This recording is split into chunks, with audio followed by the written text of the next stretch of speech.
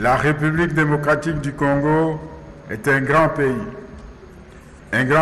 qui exige de nous de la grandeur dans la vision, mais aussi dans l'esprit et dans l'agir. Si nous voulons changer ce pays, nous devons être capables avant tout de nous changer nous-mêmes.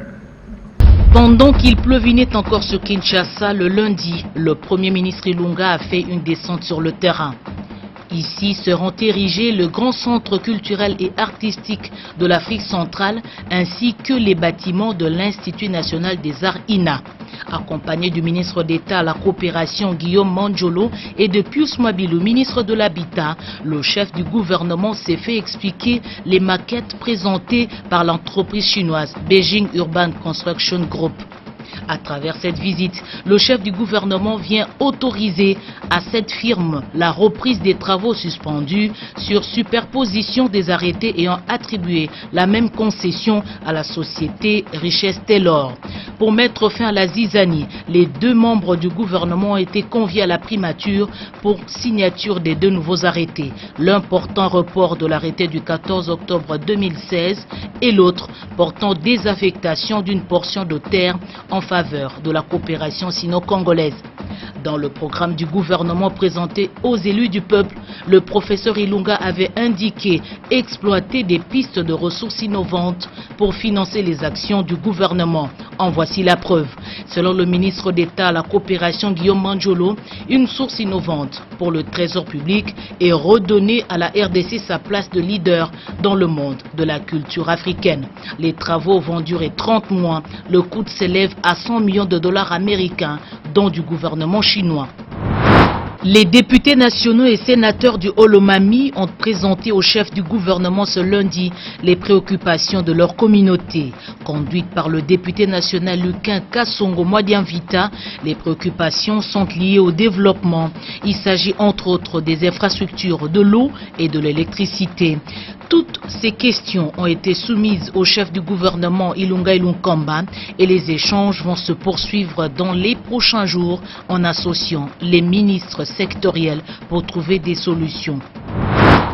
Membre de la communauté économique de l'Afrique centrale, la RDC aligne plusieurs projets intégrateurs. Reçue par le Premier ministre, la secrétaire générale adjointe de cette organisation, Marie-Thérèse Mfoula, a fait le point. Parmi ces projets, il y a la construction d'un pont route-rail entre Kinshasa et Brazzaville, le prolongement du chemin de fer entre Kinshasa et Ilebo et un autre projet relatif à la navigation sur le fleuve Congo et ses affluents, Ubangi et Sanga. D'autres projets concernent la construction d'un pont sur Ubangi entre la RCA et Zongo en RDC, ainsi que l'aménagement de la route entre Zongo, Kisangani et Kampala.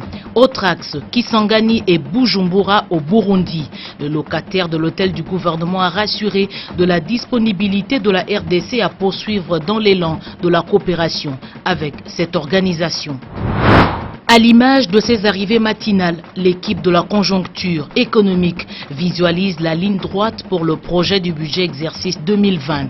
Au cours de cette rencontre hebdomadaire, le calendrier a été un peu plus clair. Sous l'autorité du Premier ministre Ilunga, la dernière main a été mise sur le projet du budget le jeudi à la primature avant de le soumettre au Conseil des ministres du vendredi pour adoption et le déposer par après à l'Assemblée nationale. Concernant le cadre macroéconomique, il a été jugé stable, a déclaré le vice-premier ministre, ministre du budget, Jean Baudouin Maillot, qui a précisé qu'avec les efforts du gouvernement, cette stabilité va s'observer jusqu'à la fin de l'année en cours. Un autre dossier présenté par le ministre d'État au commerce extérieur, Jean-Lucien Boussa, c'est la politique du gouvernement sur l'amélioration des conditions d'exportation aux frontières. Dans la soirée du mercredi, le chef du gouvernement a échangé avec la délégation de Polaris Group des Émirats. Il s'agit des investisseurs prêts à intervenir en RDC. Conduite par Arc Caleb, ce consortium se propose d'appuyer le gouvernement dans la relance du secteur agricole, à la construction et à la modernisation des infrastructures de base. Cette délégation a dit au chef de l'exécutif central sa disponibilité à financer entièrement quelques projets dans ce domaine. Polaris Group est un consortium piloté par le sultan d'Abu Dhabi. Il regroupe en son sein plusieurs pays, notamment les États-Unis, l'Italie, la Roumanie et l'Égypte. Un vent d'espoir souffle sur la région des Grands Lacs. C'est la conviction des Nations Unies. On en veut pour preuve la déclaration faite par l'envoyé spécial du secrétaire général de l'ONU dans la région des Grands Lacs. Yuan Zia dit aussi être à l'écoute du Premier ministre Ilunga Ilunkamba. Selon lui, le moment est favorable pour une coopération entre les pays dans la région des Grands Lacs en s'inscrivant dans la logique politique et économique pour le développement de cette région. Le Premier ministre Ilunga a formulé les recommandations claires à l'envoyé spécial du secrétaire général des Nations Unies pour les pays des Grands Lacs que Yuan Zia a vivement apprécié. Il a promis de les partager avec les autres hauts cadres des Nations Unies. Visiblement, le représentant d'Antonio Guterres s'en est allé rassuré d'avoir discuté clairement sur des questions de stabilité et de paix. L'équipe gouvernementale s'est réunie en Conseil des ministres le vendredi. Le Premier ministre a rappelé que le mois d'octobre est celui de la finalisation du projet de loi de finances exercice 2020. Le professeur Ilunga Ilunkamba a insisté sur la nécessité de respecter les procédures et les règles en matière de dépenses, notamment l'existence d'un bon d'engagement appuyé par les pièces justificatives à mettre dans la chaîne de la dépense. Explicitant l'instruction du Premier ministre, le vice-premier ministre, ministre du Budget, a prévenu que les dépenses ne seront exécutées que si elles sont prévues au budget et qu'il existe des crédits à cet effet.